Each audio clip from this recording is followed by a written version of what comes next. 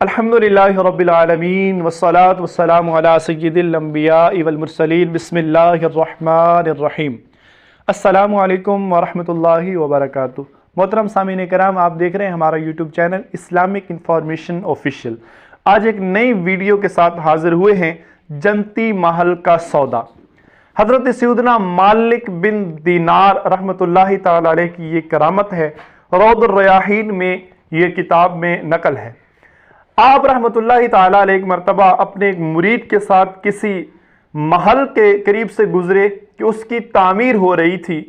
ایک نوجوان شخص کھڑا اپنا مکان بنوا رہا تھا اور مستری اور مزدوروں کو بار بار کہہ رہا تھا کہ ایسے نہیں، ایسے کام کرو، ایسے نہیں، ایسے کرو۔ جب حضرت سیدنا مالک بن دینار نے اس نوجوان کی دلچسپی دیکھی تو اپنے ساتھ والے سے فرمانے لگے کہ کیوں نہ اس نوجوان کو ہم نیکی کی دعوت دیں، اس سے کوئی ایسی آخرت کی یاد دلائیں تاکہ اس کے لیے جنت میں ایک گھر بن جائے۔ تو آپ کے مرید کہنے لگے ہاں جی ضرور آپ کریں۔ تو حضرت سیدنا مالک بن دینار رحمۃ اللہ تعالی علیہ اس شخص کے نوجوان کے پاس گئے، سلام کیا، اپنا تعارف کروایا، کیونکہ آپ بہت عالم اور بڑے متقی اور ولی مشہور تھے۔ تو نوجوان نے بڑا ادب کیا، آپ کی بات کو غور سے سنا۔ تو آپ رحمۃ اللہ تعالی علیہ نے اس نوجوان سے پوچھا کہ نوجوان، یہ جو تم گھر بنوا رہے ہو، یہ جو کنسٹرکشن کا کام جاری ہے، تم اس پر کتنا خرچہ کرنا چاہتے ہو؟ تو وہ نوجوان کہنے لگا کہ 1,00,000 درہم میں اس پر خرچ کرنا چاہتا ہوں۔ درہم ایک چاندی کے سکوں کو کہتے ہیں۔ آپ رحمۃ اللہ تعالی علیہ نے فرمایا کہ اگر تم یہ 1,00,000 درہم جو اس مکان پہ خرچ کرنا چاہتے ہو وہ مجھے دے دو تو میں تمہیں اس سے اچھا محل جنت میں دینے کی ضمانت دیتا ہوں۔ اور صرف محل نہیں، اس کے ساتھ تمہارے خادم بھی ہوں گے، خادمائیں بھی ہوں گی، اور وہ محل ایسا ہوگا جس کو عنبر و زعفران سے بنایا گیا ہوگا، جس کو بنانے والے مستری نہیں ہوں گے بلکہ وہ تو اللہ کے حکم سے بنا ہوگا۔ وہ نوجوان کہنے لگا کہ آپ مجھے ایک رات کا ٹائم دیجئے، میں کل صبح بتاؤں گا۔ حضرت مالک بن دینار فرماتے ہیں ٹھیک ہے، آج رات سوچ لو۔ حضرت مالک بن دینار اپنے آستانے پہ تشریف لے گئے اور وہ جو نوجوان تھا اپنے گھر چلا گیا۔ رات کو اس نوجوان نے خواب دیکھا، اس نے خواب دیکھا، اسے خواب میں جنت میں ایک محل دکھایا گیا۔ صبح ہوئی، مالک بن دینار رحمۃ اللہ تعالی علیہ صبح سویرے اٹھ کر اس کے مکان کی طرف گئے، لیکن جب پہنچے تو دیکھا وہ نوجوان پہلے سے ہی آپ کا منتظر کھڑا تھا۔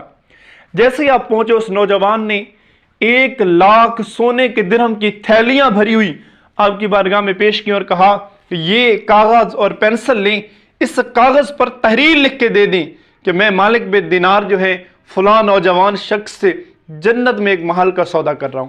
حضرت مالک بن دینار نے وہ کاغذ پینسل لی اور اس پر ایک تحریر لکھی جس کا مضمون یہ تھا کہ میں مالک بن دینار اس شخص سے جنت کے ایک محل کا سودا کرتا ہوں۔